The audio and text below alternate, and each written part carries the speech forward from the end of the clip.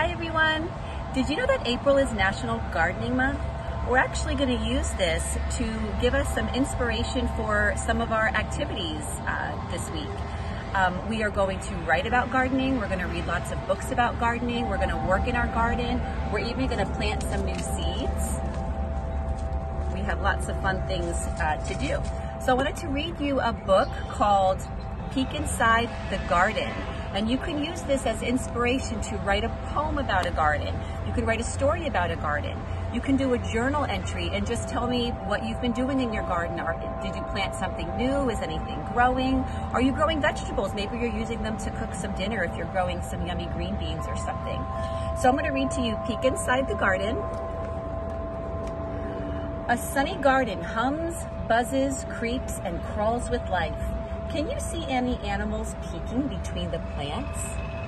What's under a ladybug's spotted back? Wings. Do you have any critters in your garden? I have butterflies, I saw some dragonflies, some bumblebees. You can use that to write about too. Draw me a picture of your garden. I'd love to see that. Hang on one second. Sunshine makes the flowers bloom. Buzz, buzz. Bees hum busily as they gather yellow pollen. They'll take it home to feed the baby bees. Peek inside this flower.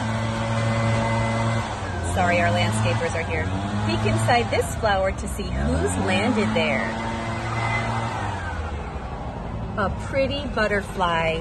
She unrolls her long tongue to suck up sweet nectar from the middle of the flower. All kinds of bugs live in the garden. What's this busy spider making? A web for catching flies. Who can you find hiding in a log pile? A fat, sleepy toad. Woodlice and centipede. And a bumblebee. Hang on, Cecilia. In a shady pond, a pond skater tiptoes across the water. A surprised frog, splash, oh, that's onomatopoeia, dives into the water to hide. Lots of baby newts live in the pond.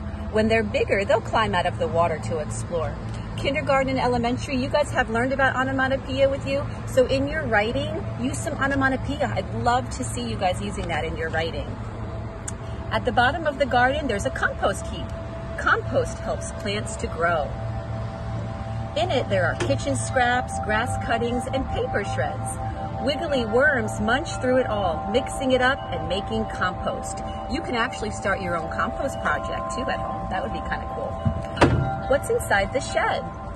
A watering can, a shovel, some packets of tiny seeds, balls of string, and other things for working in the garden. You can tell me about some of the things that you need to work in your garden. What's growing in the vegetable patch? Peek under this leaf to see. A huge pumpkin. When it's orange, it's ready to eat. There are cabbages too.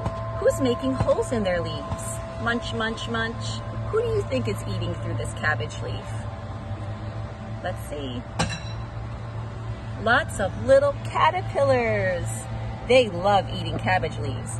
And so does this snail. Up in the tree, there's a noise. Cheep, cheep, cheep, cheep. Who lives in this little house? Baby birds. Their mother and father bring them food all day long. Someone's stealing birdseed. Peek under the leaves to see who it is. It's a busy squirrel. What a lot of things there are to find in just one garden.